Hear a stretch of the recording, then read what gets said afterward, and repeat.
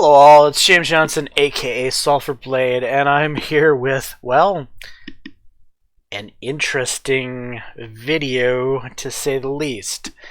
Dwayne "The Rock" Johnson, one of the highest paid actors in Hollywood, who, considered running for president himself, this last go around, has decided to weigh in on politics. And I don't know as if it's turning out quite the way he was hoping. Let's go ahead and look at this video where he is literally... I got to tell you, well, it is so good seeing you guys. Senator Harris, it's a pleasure to finally see you and finally meet you. Thank you. It is a pleasure having to see a you. conversation I'm a huge fan of everything from with Fast Biden Furious, all of them, and to Harris. Jumanji. So thank you for your work. Thank you so much. Well, thank you for your work. Let me start off by saying, guys, I've been a lucky guy over the years in my life and my career to have been part of and participated in some real defining moments. And in some real defining moments, huh? And I've never publicly endorsed a presidential candidate, is what he's about to say, and then he's going to endorse Joe Biden because, you know, that's the cool Hollywood elite thing to do. Well, let's see how things are turning out for the cool Hollywood elite. Obviously, I've down-checked this video. You know how I feel about Biden and Harris. But yeah, just look at this. What a shill. I didn't hear a single policy put forward.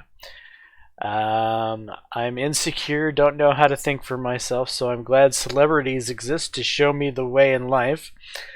I respect you for leaving the comments open. Well, that's true. He has left the comments open. That's kind of surprising. And letting people have their say. Just a word of advice, don't go into politics. Those saying that The Rock and Democrats don't have anything in common are wrong. They both sold out China. I'm utterly disappointed. I actually thought there was one person in the Hollywood spotlight that still wasn't messed up. Cancel these Holly weird puppets. I thought you loved America. Oh well, you're just like all the other Holly weirdos. So, I have a few things to say about this. A, this is the United States, and we should be able to hold our political opinions, right? However, this isn't any political campaign. This is probably the most important political campaign that has ever existed, and we're looking at two people who are on the cusp of completely altering our country. If they get elected and the Senate shifts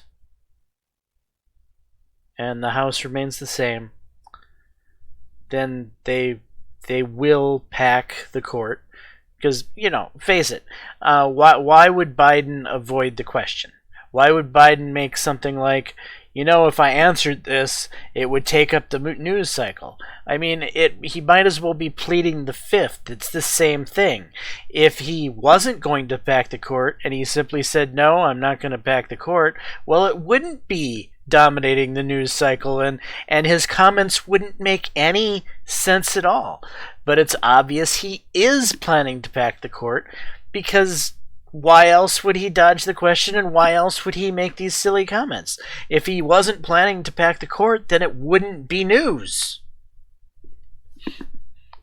But, you know, I digress. So we know that the Democrats want to completely change the shape of the political narrative. They want to, who knows how many judges they want to add to the court. We also know they want to add states. Washington, D.C. as a state? I don't think that's a very good idea. Puerto Rico as a state? Well, you know, I could get behind that, actually. Even as a Republican, I'm not I don't think that, there should be Americans without proper representation. So even as a Republican, I could support a Puerto Rican state. However, the reason that they want to make Puerto Rico a state is because they believe that Puerto Rico will be consistently Democrat and will consistently send senators to the Senate that will be Democrat, will consistently send Congress people to the Congress that will be Democrat. That's why they're all for it, right? And that might be the case. I don't know. I'm not a political expert on Puerto Rico's voting demography, but what I do know is it sort of makes sense that they should have representation if they want to be a state, right? So I think that's a different part of the issue. But if they want to be a state, I don't see why they shouldn't be able to be a state. However, that underscores the entire thing, that they're trying to do everything that they possibly can to skew the system, and that's their plans going forward.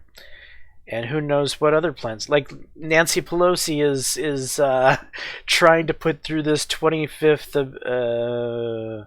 amendment rule where the Congress can nominate random people to be like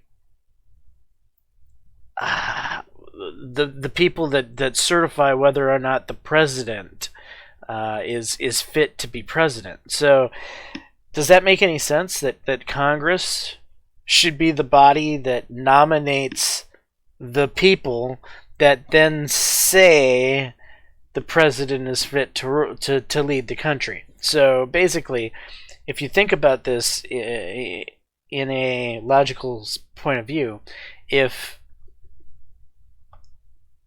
the Congress has a majority like it does now, then they will be able to select a majority of people that would then say the president is not fit to rule, and then the president would be replaced by the vice president, who they would then do the exact same thing with, and then the Speaker of the House would be the president, and they'd be fine with that because it was the House who was selecting the people who then said that the president was fit.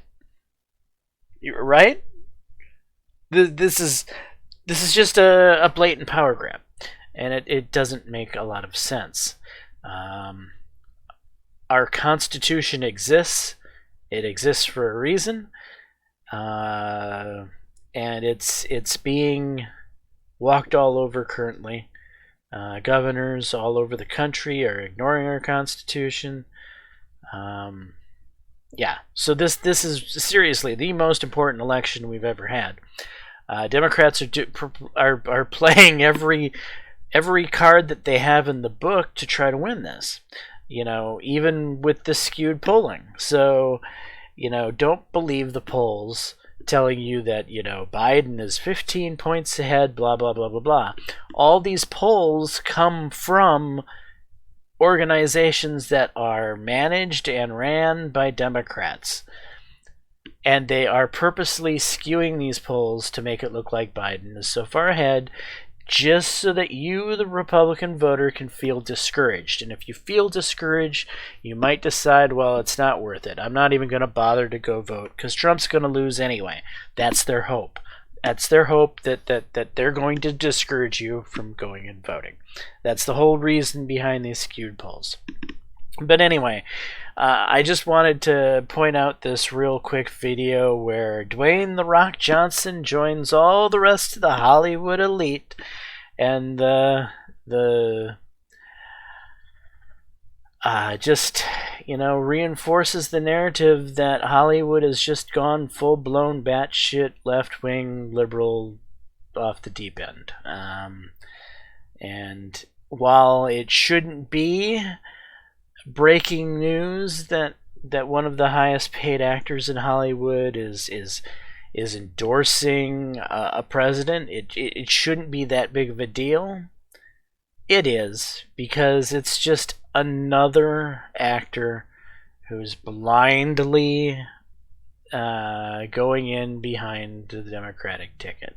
It gets old because, you know, the Democratic ticket is the ticket for social justice warfare. It is the woke ticket. It is the intersectionality ticket. It is the ticket that says that the country has systematic racism. It is the ticket that, you know, is trying to tell you how you should think, how you should live.